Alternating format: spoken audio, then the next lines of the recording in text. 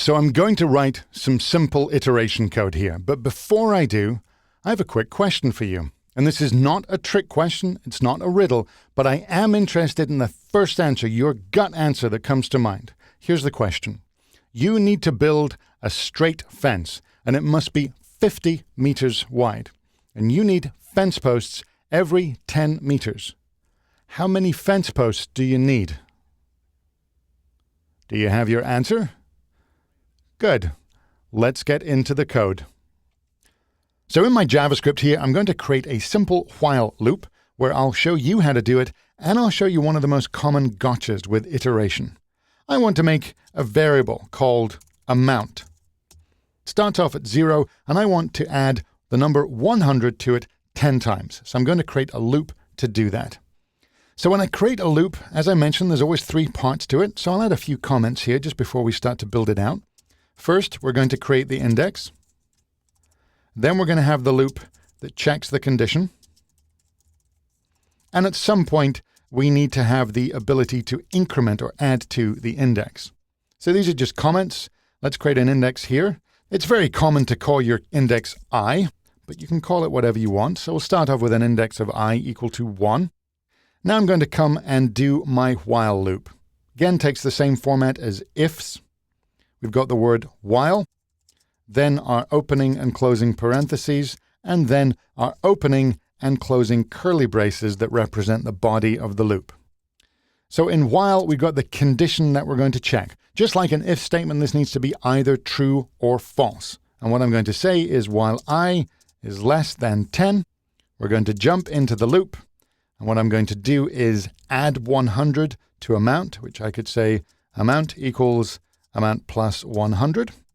I could have also used the plus equals format here. And then what I need to do inside the body of the loop is here's where I need to increment the index. I can't wait till I leave the loop, because if I do, we'll never hit that line. The increment must be inside the loop itself. I'm just going to say I++. So every time around, we're going to add 1 to the variable I. We'll then hit the end of the loop, the closing curly brace, and we'll jump back up to the while statement and check the condition again. Now finally, what I'm going to do is use our good old alert box and say the value is, and we'll write out the final value. We're only going to hit this line after we're done with the loop. And we write out the value of the variable called amount. So I'm going to save that and test it. So we're going through this. We're going to add 100 to amount 10 times, which should give us 1,000. But no, we get 900. This is a very common mistake to make. And some of you, I'm sure, have spotted the problem already. I started off with my index set to 1. And then I started the loop. Is I less than 10? Sure it is, it's 1. We then go through the loop, we add 1 to it, it's now 2. Is I less than 10? Sure it is, it's 2. We add another 100. We keep on going. Now at some point, I will go from 8 to 9.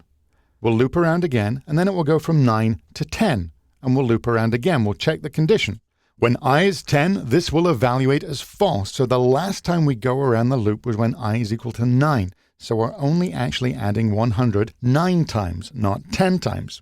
Now what could have worked here is either saying if I is less than or equal to 10, or we could have started off with our index set to 0, because that would have looped around once before we even incremented it to 1. But of course, the flip side problem here is if I did both and we try and save that and run that page again, we're now going to end up with 1100. So I want one solution or the other, but certainly not both. Now these are what is known as off by 1 errors. And it's really easy to go around either 1 too many times or 1 too few if you don't have it exactly straight in your head. And it's not computers causing this issue. The issue is with us. It's an easy mistake to make, even without computers involved. One example of this is known as the fence post error. This is the question that I asked earlier. You need to build a fence. It needs to be 50 meters wide, with fence posts every 10 meters.